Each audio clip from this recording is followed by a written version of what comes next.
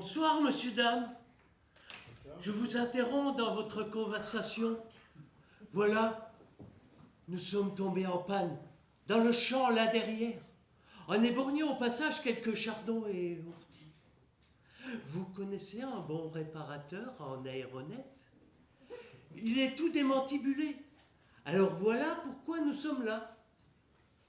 Notre moteur est cassé et comme nous n'avons pas de mécanicien avec nous, nous nous préparons à effectuer une réparation difficile.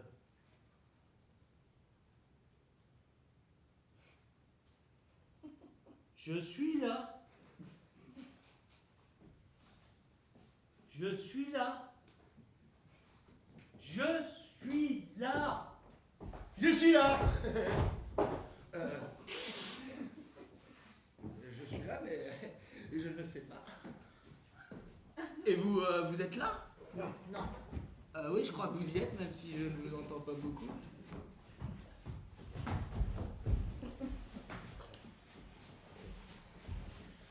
Si vous êtes là et moi aussi, alors, on est ensemble. Et ben, si vous êtes là et moi aussi, alors, il faut que j'éteigne ça. On est ensemble. Ouais, c'est vrai ça. Si vous êtes là,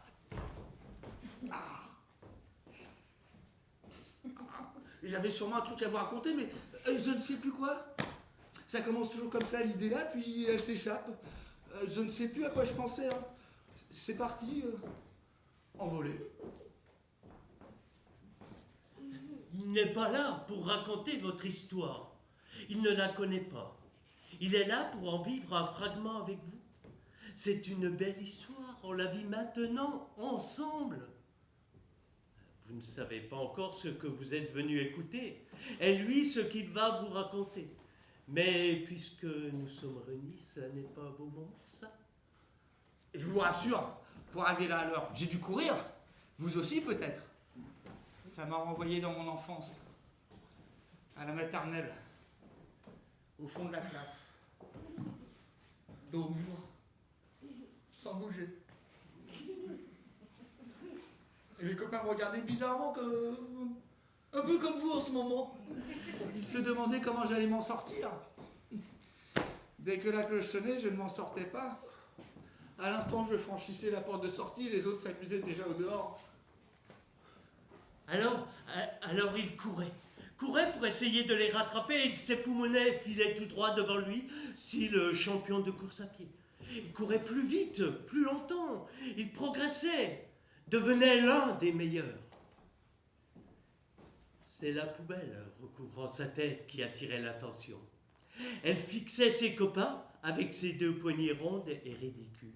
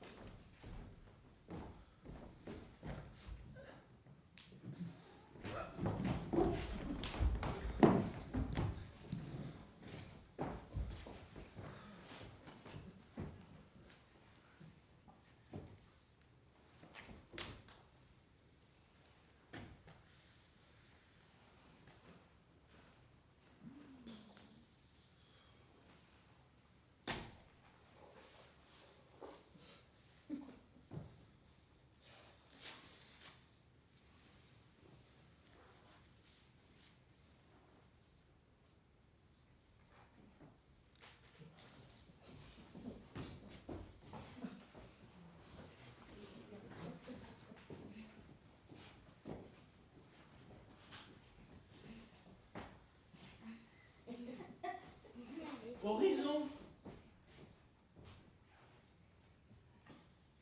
La ligne d'horizon, le ruban bleu s'effiloche, vient se confondre avec le ciel. Un océan se devine à cette écume blanche, le son répétitif des vagues sur le sable.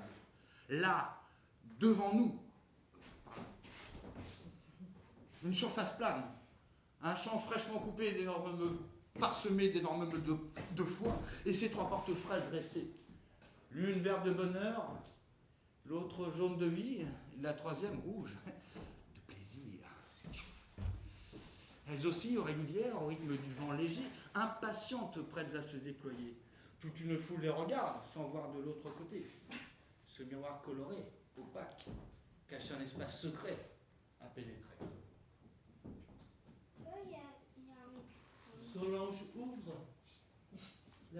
verte en silence, sans déranger personne. La voit seule de l'autre côté. Elle s'étend sur l'herbe, respire la terre. Sa poitrine se soulève régulière au rythme de sa respiration.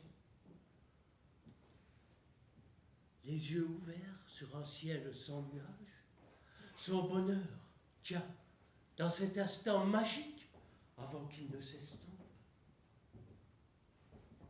Victor pousse la porte jaune d'un coup de pied rageur, la franchit sans se retourner. Il accélère sa marche, ses pieds effleurant le sol. Le voilà qui court à parallèle. Dans un souffle s'écrie la vie avant de disparaître à l'autre bout du champ. Juliette clenche la porte rouge d'un geste vif. Elle s'enroule autour, l'effleure délicatement avant de la refermer. Elle caresse l'herbe tendre du dos de la main, frissonne au contact humide. La voilà qui s'éloigne, à reculons, sourire aux lèvres.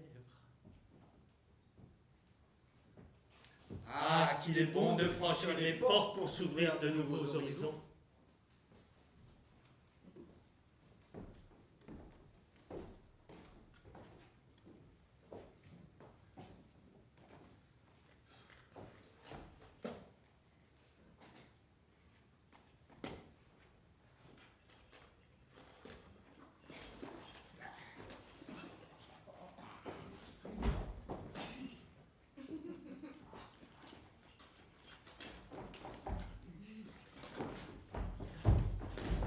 Chanson d'amour. Autrefois, pour faire sa cour, on parlait d'amour. Pour mieux prouver son ardeur, on offrait son cœur. Maintenant, c'est plus pareil. Ça change. Pour ce qui est des échanges, on lui envoie des mails. Ah, Pépette, viens, je te ferai voir. Mon écran noir. Mon processeur, Mon chouette scanner. ma Nintendo. Et ma souris fluo. Naguère, pour se connaître, on échangeait des lettres. Oh, des jours et des jours pour connaître son amour. Aujourd'hui, c'est différent. Plus vite, tout s'agite si promptement dès que l'on connecte le site. Ah, Pépette, viens, je te ferai voir. Mon écran noir, Mon processeur, mon chouette scanner ma Nintendo. et ma souris fluo. Parfois, il fallait des saisons parmi les moissons avant de retrouver sa belle et partir avec elle. Maintenant, c'est différent. De suite, un clic et tout s'agite dans les ondes du câble. Ah, Pépette, viens, je te ferai voir. Mon écran noir. Mon processeur, Mon chouette scanner. ma Nintendo. Et ma souris fluo. Ah, www.fr, je t'aime. Ah, www.fr, la connexion trop brève. Tu t'inscris sur Facebook, je me branche sur Outlook. Je te vois à la webcam, tu fredonnes aux slams. Ah, Pépette, viens et je te ferai voir. Mon écran noir, Oh, mon processeur, mon chouette ma scanner Nintendo. et ma souris fluo. Sur le nouvel iPod du cœur, je tape le code bonheur. Je t'envoie un courriel pour te mettre en éveil. Réponds et je vais t'offrir un abonnement sur Free. Sinon, un méchant virus te mangera le cursus avant que tout s'en mêle entassé au fond de la poubelle.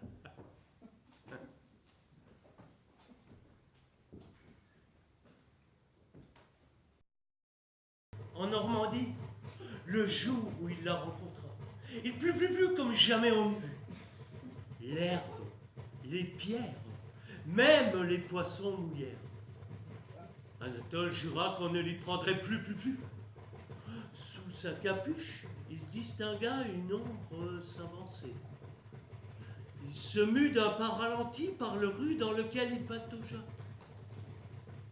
Anatole but l'eau qui se déversa dans sa bouche, et cela lui plut. Tant et si bien qu'il crut qu'elle résonna plus fort que la pluie qui tomba de rue sur son par-dessus. Dans ses yeux, il lut, et cela lui plut. Plus que la pluie et le beau temps, plus que le vent, la neige et les automnes. Il ne put faire un pas de plus, le cœur rivé dans la braise qu'il sentait monter en lui. Alors il crut proférer un son, dans sa langue bégayait des... Tout son cerveau bascula dans la chamade. Rien ne s'articulait plus désormais dans sa bouche comme il voulut.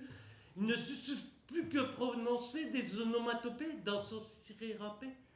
Il se rapprocha d'elle, moi-même ne sut comment l'aborder.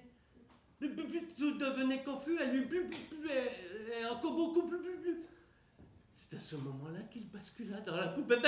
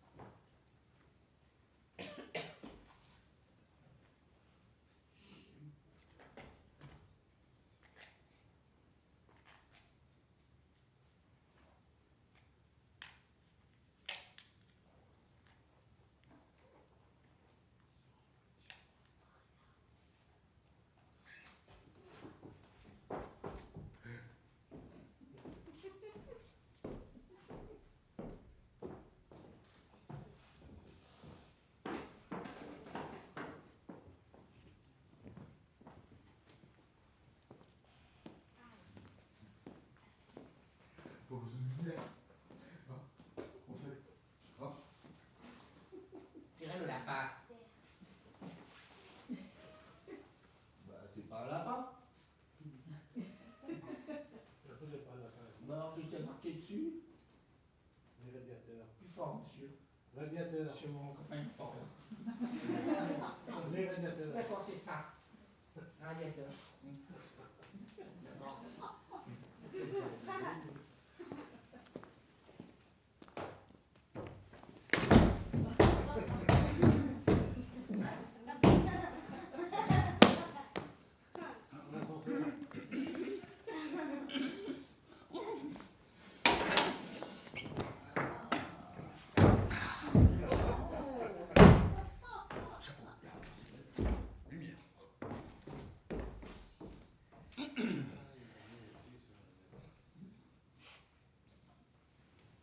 Je hais les radiateurs. Lorsqu'ils sont en fonte, j'en ai même honte. C'est une vraie terreur. Un matin, comme tous les matins, et le réveil sonne 6 heures. Déjà? Ah, bien emmitouflé dans la couette, et j'ai pas envie de me lever, et la pluie claque sur les volets. Encore un petit moment, juste un instant serré entre les draps. C'est pas que ça m'enchante, mais il faut y aller. Je hais les radiateurs lorsqu'ils sont en fonte. J'en ai même honte, c'est une vraie terreur. Mon pied se pose par terre, pourtant non, ce n'est même pas le gauche. J'enfile mon peignoir, pas le temps de boucler la ceinture, je fonce sur la douche. J'entrevois les escaliers qui me tendent les bras, je tourne à droite, appuie sur la clenche, la porte de la salle de bain s'ouvre. Mes pieds s'en mêlent dans la ceinture qui pend. Je hais les radiateurs lorsqu'ils sont en fonte. J'en ai même honte, c'est une vraie terreur. Mes mains essayent de s'accrocher. Tout bascule, marche par marche. Le dos, les bras, la tête, tout y passe. La rampe, les pavés, le nez dans le radiateur, la poubelle dessus la tête. C'est là que tout s'achève. Je ne me souviens plus. Je hais les radiateurs lorsqu'ils sont en fonte. J'en ai même honte, c'est une vraie terreur.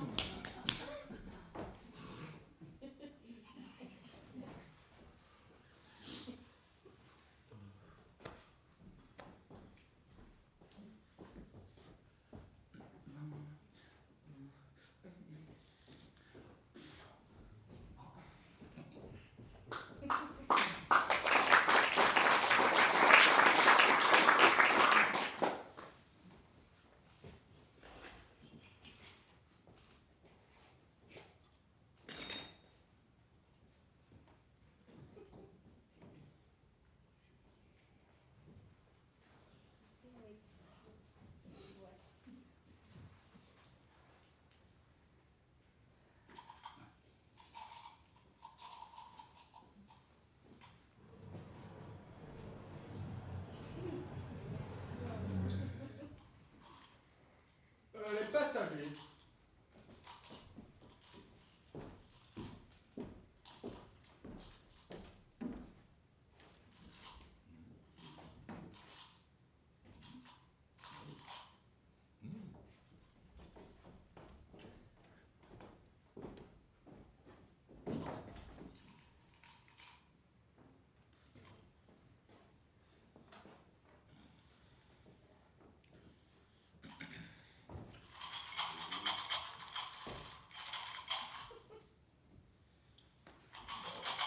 Un matin, non, c'est pas ça. Un jour, je débarque devant la gare. Sur le parvis, qui avait petit oncle là.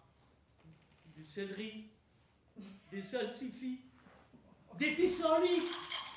Bon, des radis. Je pénètre le bondé, me fraye un passage en zigzag. Et là, des coques, des plats, des durs. Des œufs, bien sûr. Je m'avance sur le quai, bousculant au passage quelques quidam. De merlan, de flétan, des perlants. Non, des harengs. Je monte les marches du wagon, tirant ma valise à bout de bras. Et là, des bleus, des saignants, des appoints. Des steaks, bien sûr. Et j'ouvre la porte, je me retrouve pincé les uns contre les autres, j'écrase quelques arpions. De Münster, de gruyère, de camembert. Non, de fourme-lambert. Et je me retrouve dans l'allée, coincé sans pouvoir bouger d'un poil. Et là, des sablés, des brisés, des feuilletés. Des bazatars, bien sûr. J'entrevois de longs rageux de sièges tout pleines à craquer. De gaillac, de pauillac, de perrac. Non, de Bergerac. Mais là, je fonds comme de Flandre devant une place assise. Et là, des crues, des cuites, des arrosés. Des pommes, bien sûr.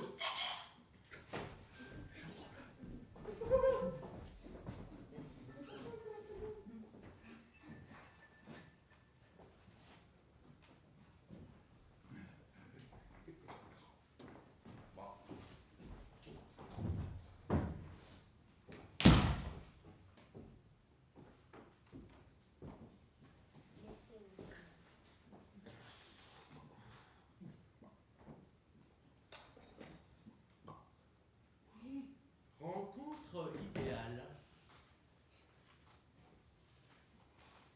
Dès l'instant où Victor aperçut Aurélie, il sut que plus rien ne serait comme avant. Il lui voyait pousser des ailes à la place des bras. Son visage devenait diaphane. Ses jambes grandissaient jusqu'à atteindre le ciel. Que fais-tu en si haute altitude? Reste parmi nous, que je puisse te contempler. Cause toujours, mon joli chevalier. Je suis hors de portée de tout ce qui t'est familier. Et comment vais-je trouver des repères pour t'atteindre? Il te reste bien du chemin à parcourir, semé d'embûches et de coups de cœur. Toi, si belle, si jolie, donne-moi des indices que je puisse te contempler. Regarde les feuilles des arbres que le vent agite. Jamais elles ne se retrouvent à la même place. Ah, je suis tel un bourdon hors de sa ruche, je chercherais à mutiler une fleur. Laisse-toi porter par le vent et arrête de battre des ailes comme pour te rassurer. Mais alors, je vais tomber m'écraser sur le sol en me brisant les reins? Fais-moi confiance, tu ne risques rien, à part bien sûr quelques loupines qui te feront voir le monde à l'envers.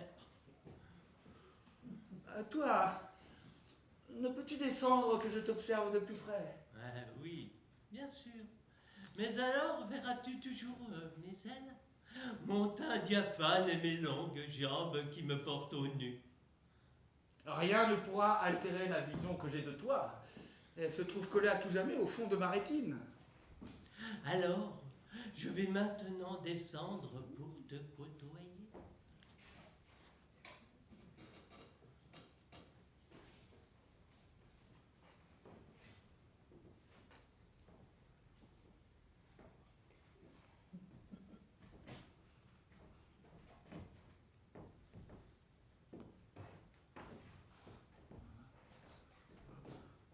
Je ne te vois plus.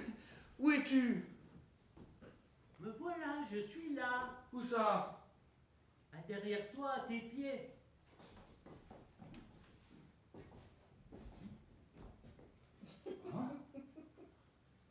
Tu t'es transformé en fourmi? Je t'avais prévenu, je ne suis jamais celle que l'on croit voir.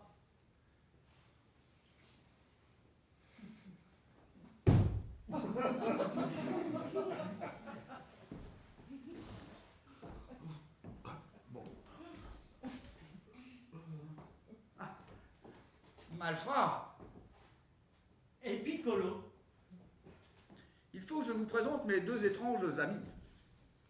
l'un se nomme Piccolo, c'est un drôle d'oiseau. Bec rouge, yeux jaunes, de mousse. Son nom vient du fait qu'il se pose toujours devant les bars. Ou plutôt non, un bar. Toujours le même. C'est celui du Clos Saint-Julien. L'autre, c'est Malfrat, le chef anti-guette. Toupet sur chaque oreille, moustache en accordéon, poils bleus qui frisent. Fermez vos portes. Surveillez vos habitats. Malfrat rôde près de chez vous. Voilà Piccolo qui arrive. Poudelle à droite, descend en piqué. Il se pose sur sa coupelle habituelle, l'avide d'un trait. Assoiffé qu'il est. D'un bon Malfrat surgit, affamé, se lèche les babines.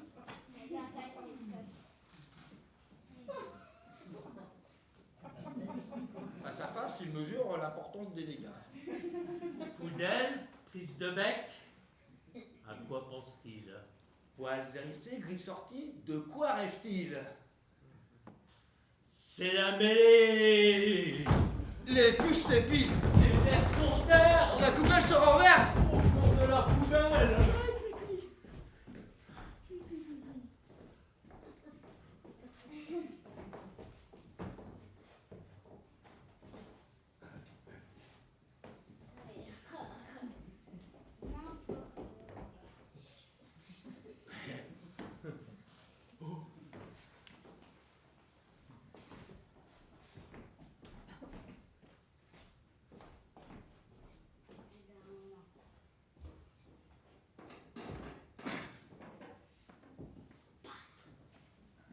Je chercherai une main innocente, l'enfant des nuages. Victor passait son temps à regarder le ciel, tel un enfant perdu, au milieu des nuages. Les derniers passants s'activent en silence parmi les ombres qui s'amoncellent. Il règne un étrange climat, entre étagères, état d'âme. La nuit assombrit tous les chagris. Victor ne bouge pas. Il attend, souriant, enveloppé dans une ouate nacrée qui ne se dissipe au fond de l'horizon, sans même voir sous ses pieds le sol qui se dérobe. Armé de son rasoir, le vent découpe la brume. Il découvre les étoiles et la lune entourée d'auréoles. Tout le corps de Victor se met à frissonner. Une porte qui s'ouvre laisse le vent s'engouffrer. Il lui reste une nuit pour découvrir sa vie, comme on ouvre son cœur, ou un pot de confiture. Il déguste ce moment en amoureux transi, ce délicieux moment tel un heureux présage. À ce moment précis, tel des confettis, des boutons dégarnis se mettent à tomber et dissimulent le sol.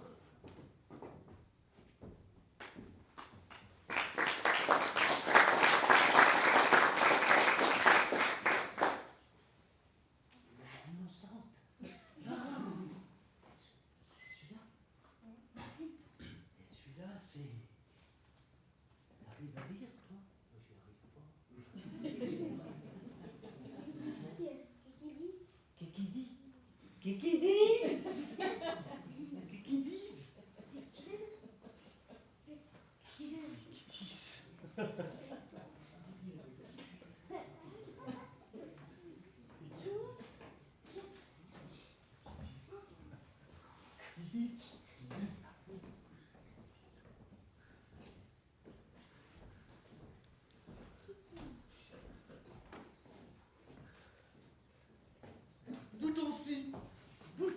là.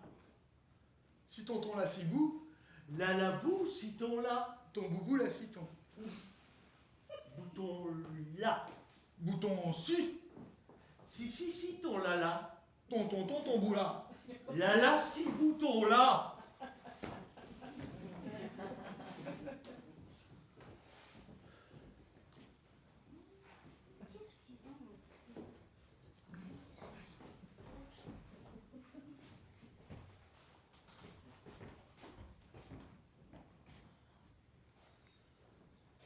Un grain de sable. Je suis un grain de sable ramassé sur la plage. On me transporte nu. Serré dans le sillon des mains, je me morfonds, suis sans dessous dessus. Ce petit grain de sable se déplace et s'attriste. Le petit grain de sable, tel un bouton, persiste. Parfois je me balade. Non, parfois le vent m'embotte, pardon.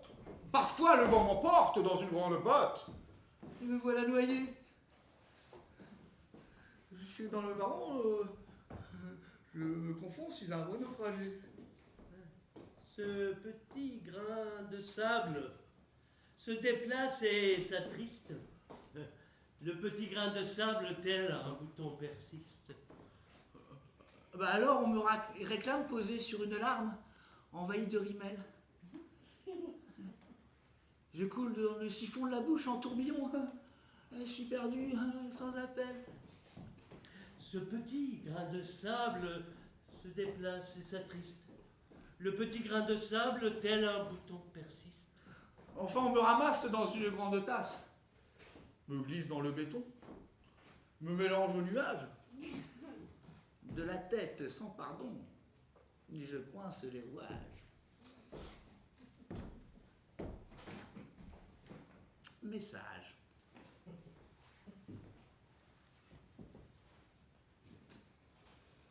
Reste le radeau épuisé sur cet océan démonté.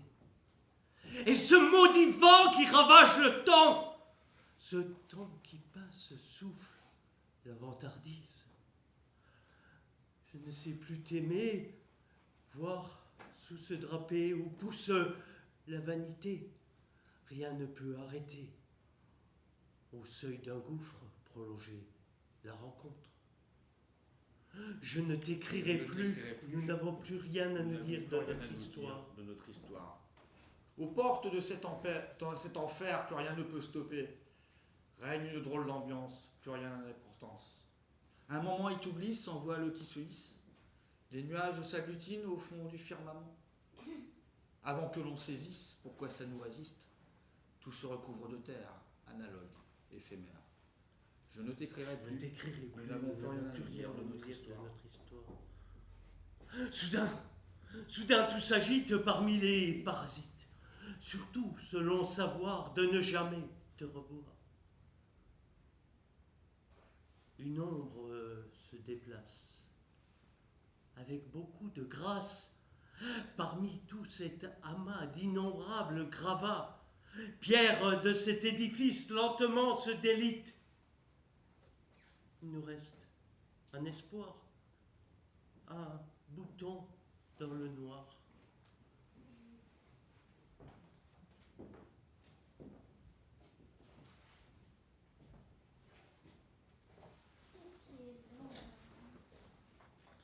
Sylvette et Fernand.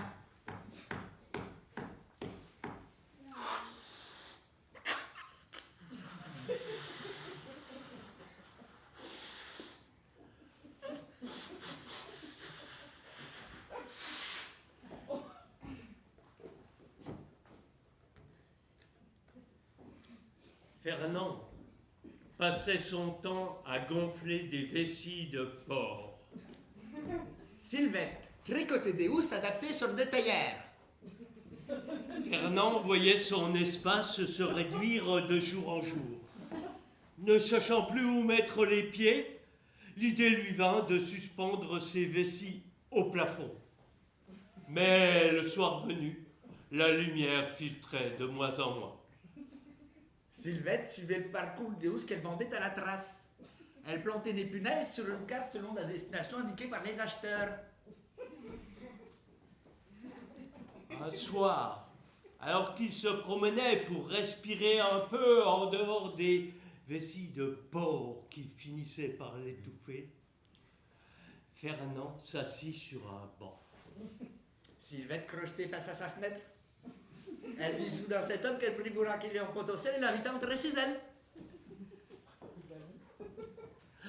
Fernand vit alors toutes ses théières alignées face à lui, le bec en l'air. Il ne put s'empêcher de souffler dedans de toutes ses forces. Les housses s'envolaient, l'une après l'autre.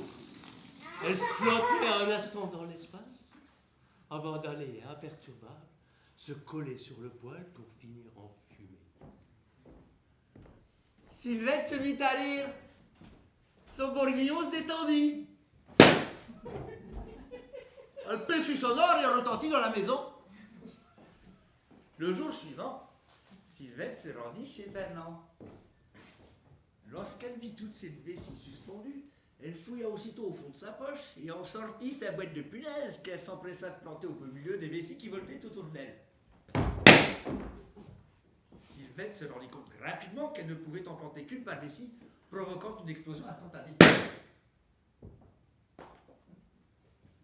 Le plafond se dépeupla rapidement. Fernand voulut crier en voyant réapparaître la lumière originelle.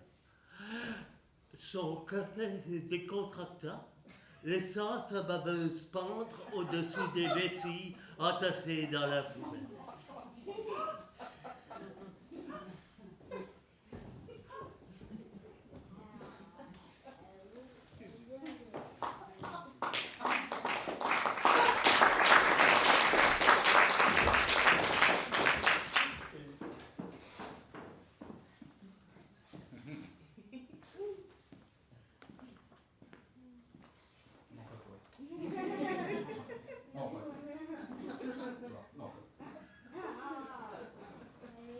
Quoi? Baobab. Et Nicolas? Tu n'as pas vu Nicolas? As-tu vu Nicolas? Nicolas!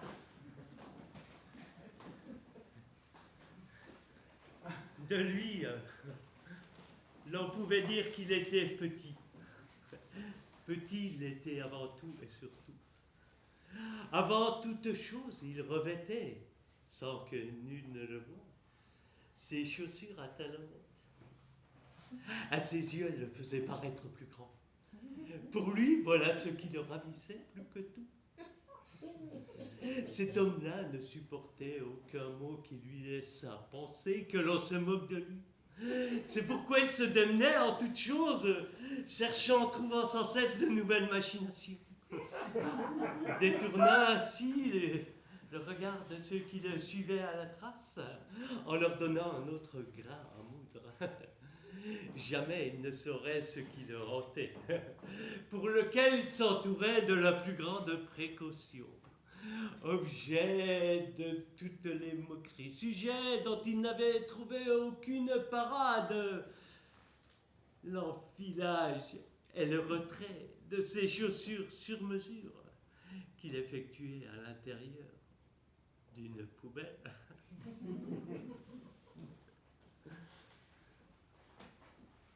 Alors, Baobab.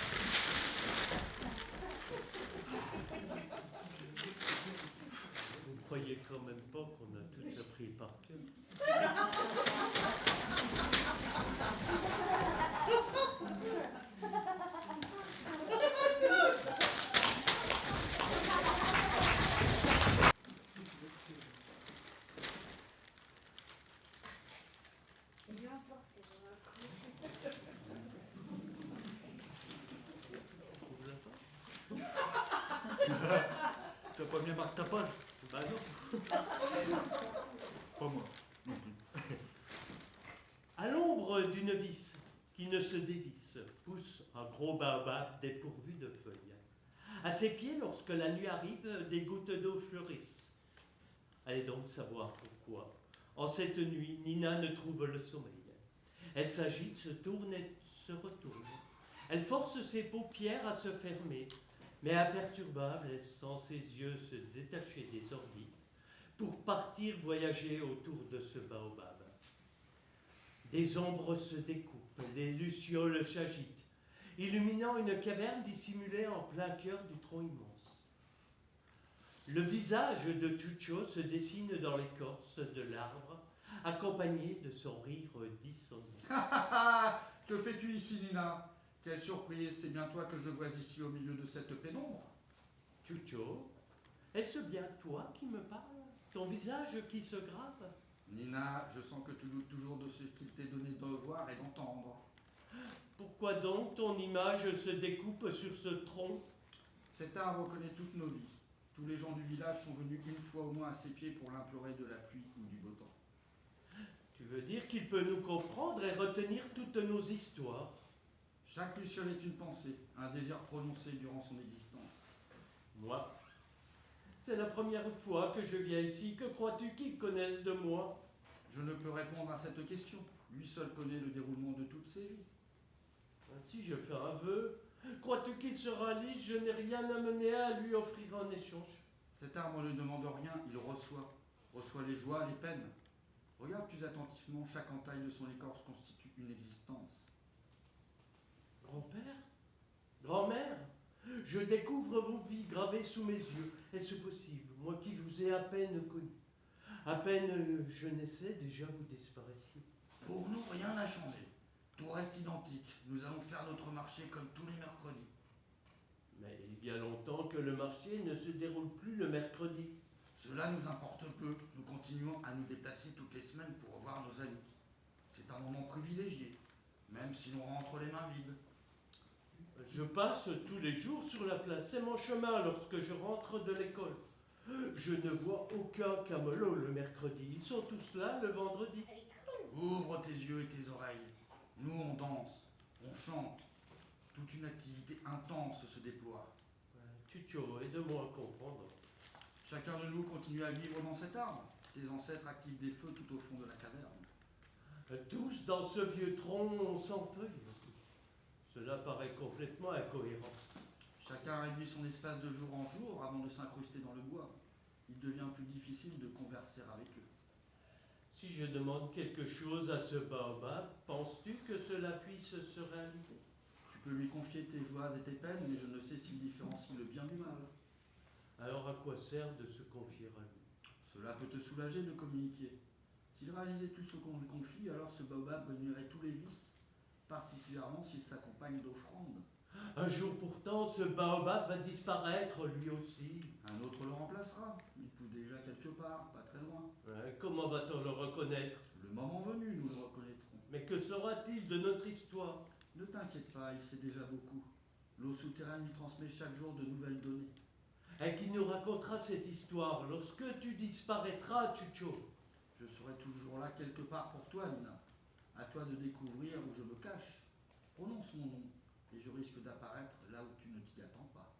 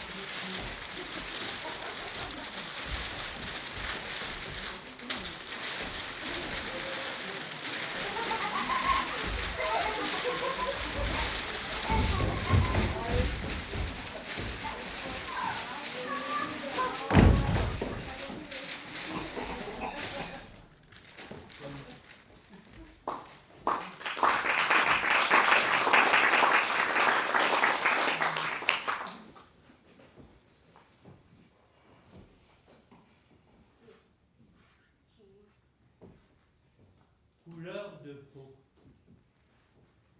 Entre l'encre et la feuille blanche, une image s'imprime. Dans cette nuit, deux yeux qui brillent, dans un miroir.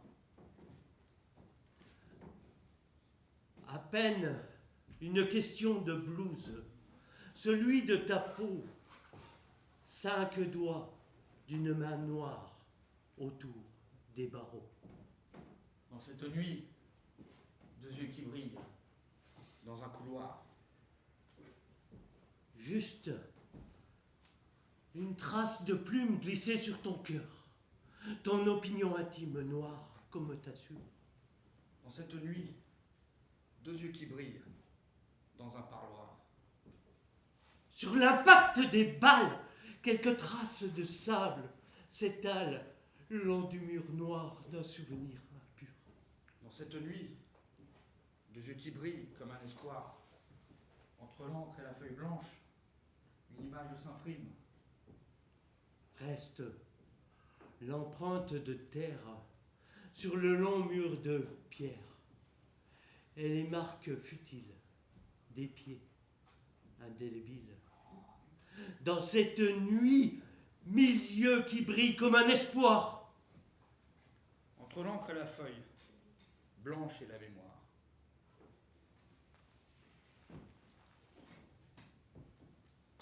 Justine et Gertrude.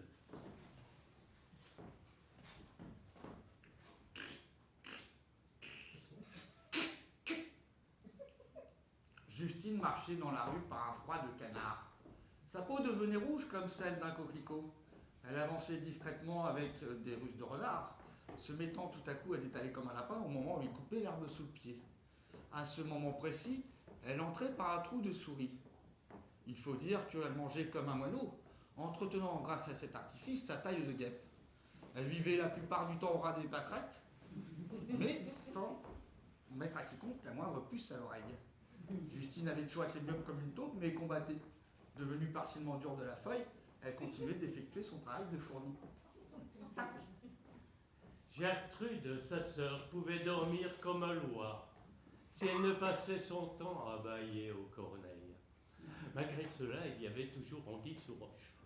Lorsqu'elle ne cogitait à effeuiller la marguerite, cette incommensurable bavarde comme une pie développait un enthousiasme digne d'un guet passant. Si quelqu'un manifestait l'envie de lui poser un lapin, elle s'en sortait à l'aide d'une queue de poisson. À vivre ainsi constamment nue comme un ver, Gertrude avait naturellement assez de l'oseille. Ainsi, petit à petit, l'oiseau avait construit son nid. Même si une hirondelle ne fait pas le printemps, elle évoluait constamment tel un poisson dans l'eau.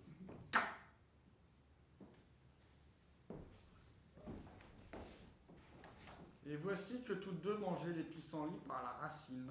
Pour une histoire de bouton.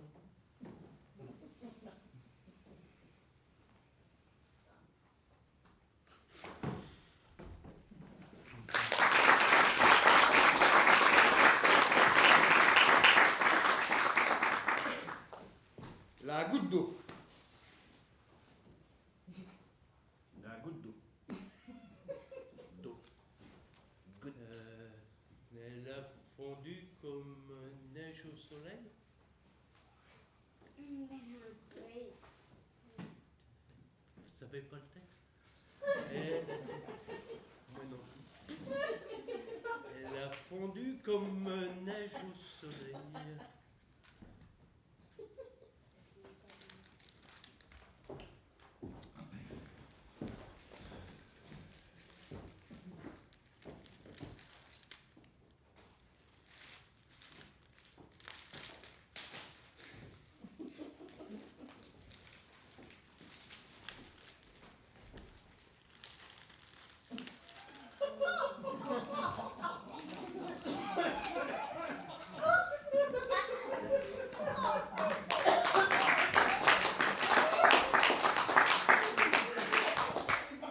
Ça rafraîchit. Autant que ça. T'as bien marqué ta page? Non.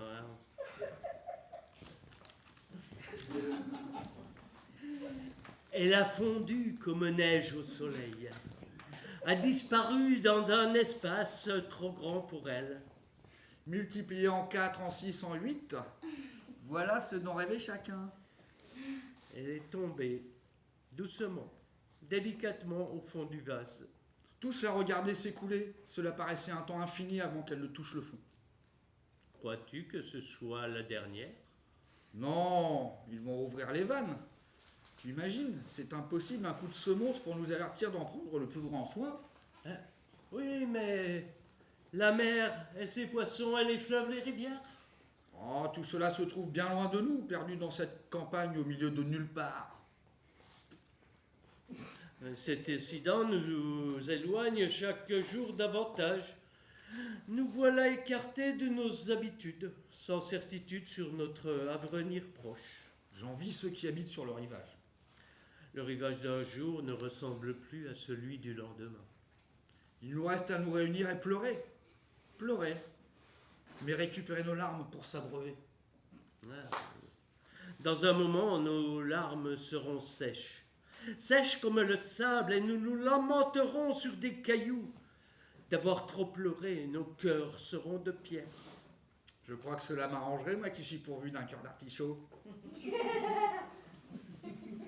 Où es-tu allé hier soir? Nous ne t'avons pas vu. Je me suis rendu au cercueil avec des amis. Tu sais que l'on ne peut se rendre seul dans ce lieu de perdition, que l'on soit homme ou femme. Tu parles de ce nouveau concept de boîte à la mode. Tu en ressors seul les pieds devant. Je ne me rappelle plus, moi j'étais dans l'au-delà. Je flottais dans un halo de lune. Ça, je ne saurais lequel choisir parmi tous ces adorateurs. Il nous reste à essayer de nous rapprocher des glaciers, des fleuves, des rivières. Tu me fais froid dans le dos rien que d'y penser. Explique-moi comment je dois m'y prendre pour me laver demain matin. Toutes les odeurs vont nous encercler, affluer de partout. Un vrai Moyen-Âge à l'espace d'une journée. La coupe est pleine, je ne peux y ajouter ma larme. J'ai souvent l'impression de remarquer plus de choses lorsque je reste assis à ne rien faire, plutôt que de parcourir des kilomètres. Pas comme cette goutte d'eau qui nous fascine. Elle a sans doute sillonné bien tes paysages avant de nous parvenir. À partir du moment où on la capte, on ne lui laisse pas le choix. Elle doit poursuivre le chemin qu'on lui trace. On va conserver cette goutte d'eau, lui ériger un monument. Elle sera célèbre un jour ou l'autre. Cette goutte d'eau fit déborder le vase. Elle effaça tout ce qui avait pu être dit en arrêtant de s'écouler.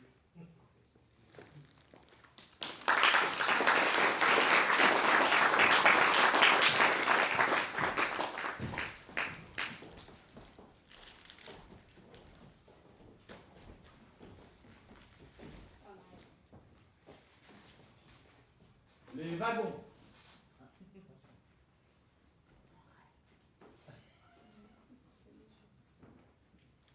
Ce jour-là, mon sac sur le dos, billets compostés en poche. Tout se déroule pour le mieux. La gare est bondée. Les voyageurs courent dans tous les sens. Je sursaute au moment où les haut-parleurs annoncent une grève tournante sur les grandes lignes. Le train était là. Il paraissait m'attendre. Porte ouverte, locomotive en chauffe. J'arpente le quai déçu, les yeux mis, la rage au ventre.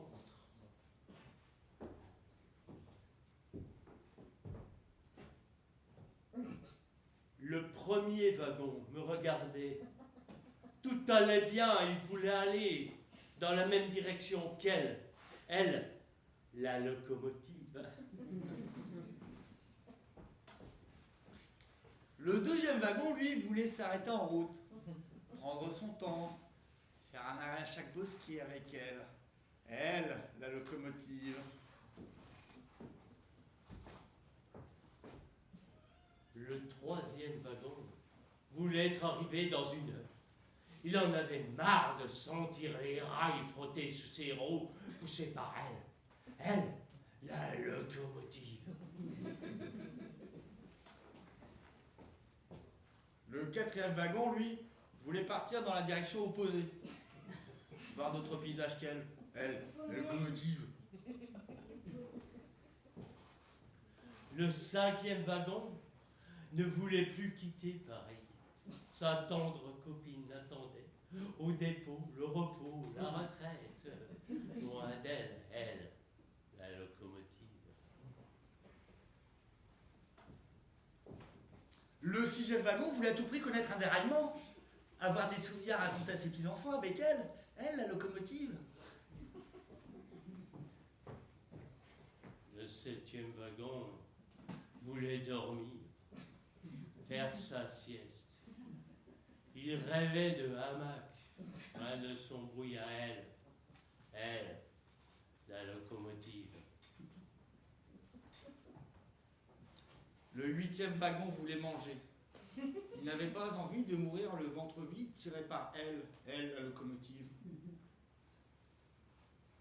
Alors, je suis monté dans la locomotive, dont la porte était entr'ouverte,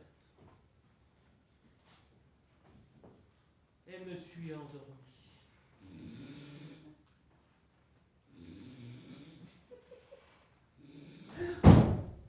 Jeanne, la brune, est sortie de la brume par une nuit sans lune. Celle que l'on nomme Jeanne la brune se déplace en silence. Les yeux ouverts, elle ne distingue rien à plus d'1 mètre. Non loin de là, Raymond Leblanc avance. La lumière des projecteurs se braque sur lui sitôt qu'il apparaît dans la fureur et dans le bruit. Et il ne saisit rien de ce qui se passe autour de lui. Rien ne présage qu'ils puissent se rencontrer un jour. Tout les sépare. Leur manière de vivre, les relations avec les amis, et surtout leur perception des choses. Raymond Leblanc roule à faible allure sur sa route sinueuse. Suite à sa conférence de presse, il regrette son chauffeur. Pourquoi lui avoir laissé sa journée? L'ombre se déplaçant dans le halo des phares le surprend dans ses pensées. Il zigzague, plonge dans le fossé. Voilà la voiture qui capote. Jeanne la brune suit les embardés avant de découvrir le véhicule, feu allumé, les faits sans lait. Elle s'approche prudemment. À l'intérieur, Raymond Leblanc se bat, bloqué entre la porte et le volant. Jeanne la brune pénètre par le coffre ouvert. Elle bascule le siège arrière et attrape la main de Raymond et l'aide comme elle peut à sortir de la carlingue.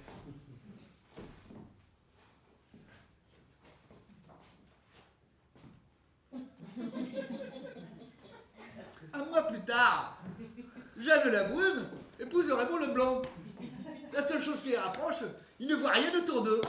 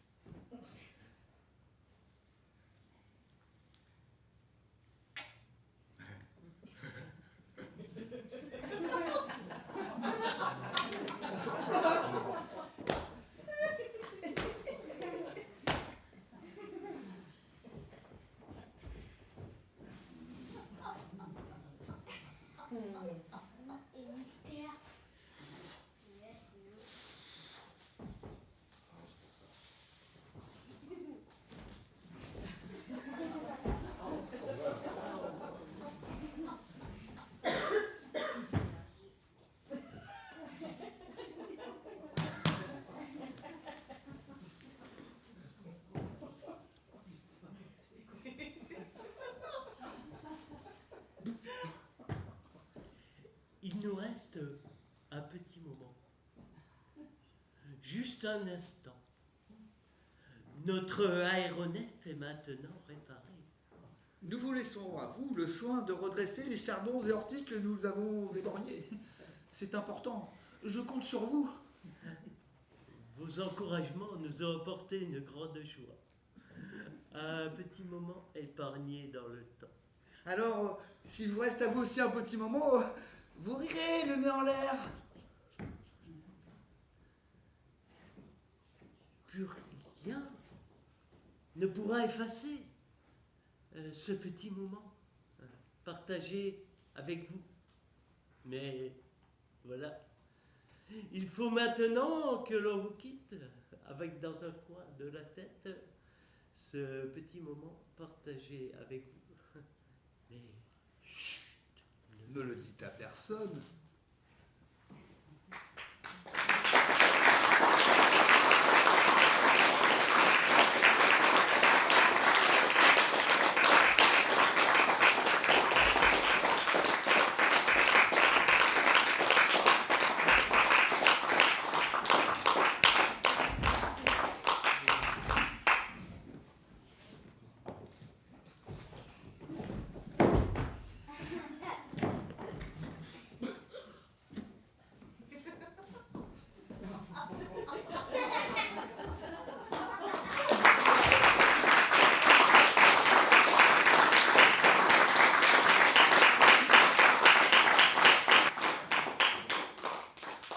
dans la vie, il faut des gouttelettes, parsemées de boutons, ruisselant au long des wagons, pour remplir les poubelles de terre.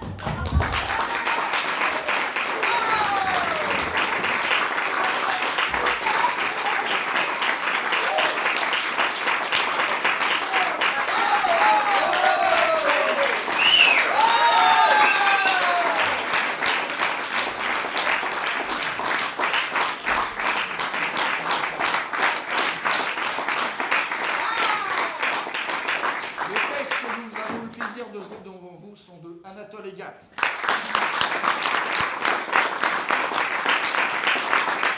Les décors costumes de Roger Hart. Non. C'est ça. Merci à vous d'être venus.